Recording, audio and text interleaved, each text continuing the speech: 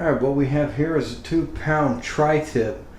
It's got a little extra fat on there, great for flavoring, but I'm going to cut some of that off, maybe leave a little bit of the pockets here to get some of this rub that I'm going to be putting on, so when I smoke it, it'll actually go through those windows, those doorways into flavor and juiciness and get rid of some of this fat. So I'm going to go ahead and trim some of that fat off, and we'll get right to the dry rubs.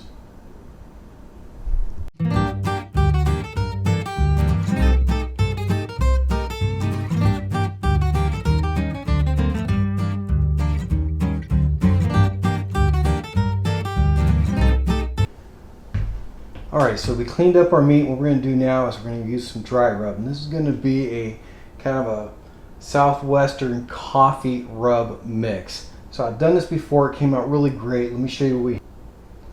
First off, we have some homemade Cajun rub here. I'll have the recipe down below. You can go ahead and check that out. But I'll be adding a little bit of that. And I do like the Pit Boss Lone Star brisket. I'm going to be using this on the tri-tip. And I'm going to be mixing that with the coffee. And I ground some coffee up, real fine coffee. And you got to use premium. So I go with the Mountain Thunder. And again, the premium Kona coffee. Very expensive, but I think it's worth it to get your good dry rub on here. You may not think so. I do. I ground it. And what we're going to do is I'm going to add just a little bit of the coffee towards the end of the rub. And I'm going to do mostly with the Lone Star. Add a little bit of a kick and a little bit of the coffee.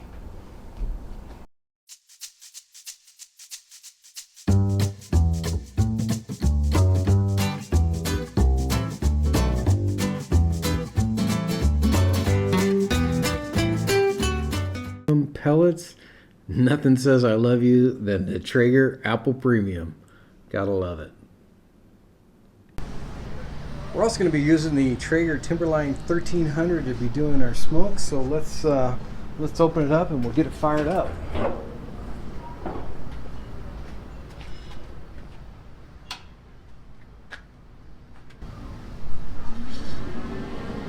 We're going to go ahead and set that to a 180 temperature to get it fired up. Move it open until we see that smoke coming in. We know it's there. We're going to close it up and let that preheat a little bit to 180 before we put our meat on. Heated our temperature up to about 180 for our tri-tip. We're going to go ahead and set it back a bit, slightly to the right of center. A little bit away from the front. The front is a little bit hotter than the rest of the grill, and right where the burner's at, slightly to the right of that, would be a better spot for the smoking. Now I like to put the fat on top, let those juices come down and just soak into the rest of the meat. Now we're going to go ahead and use a probe, and we're going to set that into the thickest part of the meat towards the utmost center to get the most accurate reading. After 3 hours, our smoke is done, and what you might have noticed is that I snuck in a vegetarian ratatouille. It was incredible. I may go ahead and put that a link to that down below, but that was for the family. Our meat is cooked perfectly, and we're going to go ahead and wrap it up. We are going to double wrap our meat. And if you notice, I'm using a meat hugger. It's a pink butcher paper. It's made specifically for this, is to actually go ahead and use it as a barbecue. Now our smoke is done perfectly, and what we're going to do is we're going to continue cooking it at the inside, keeping it wrapped so it keeps all the juices from spewing all over the place and leaving you with the dry cut, leathery meat. So as I go ahead and I wrap this, you're going to go over once, twice, and then you're gonna rotate the cut around and roll in the opposite direction. And I do this. I've been taught to do this, and that's just to keep all that steam from actually escaping and keeping it all perfect. So I go ahead and I spin it. We're ready to go, doing a double wrap with our meat, and we're gonna put it right back onto our grill.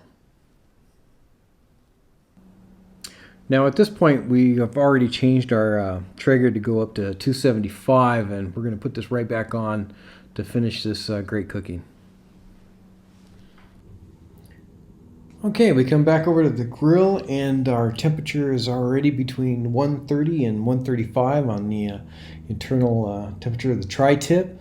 We're going to go ahead and remove the thermometer here and take this off the grill. Now, it's okay if your wrapper is a little on the char side. This was just a short time, but we still could see some of the juices soaked through, but that's just going to be perfectly fine.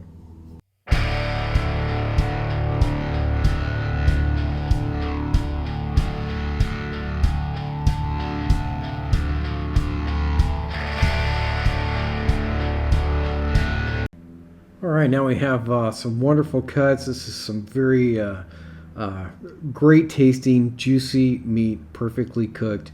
I hope you enjoy.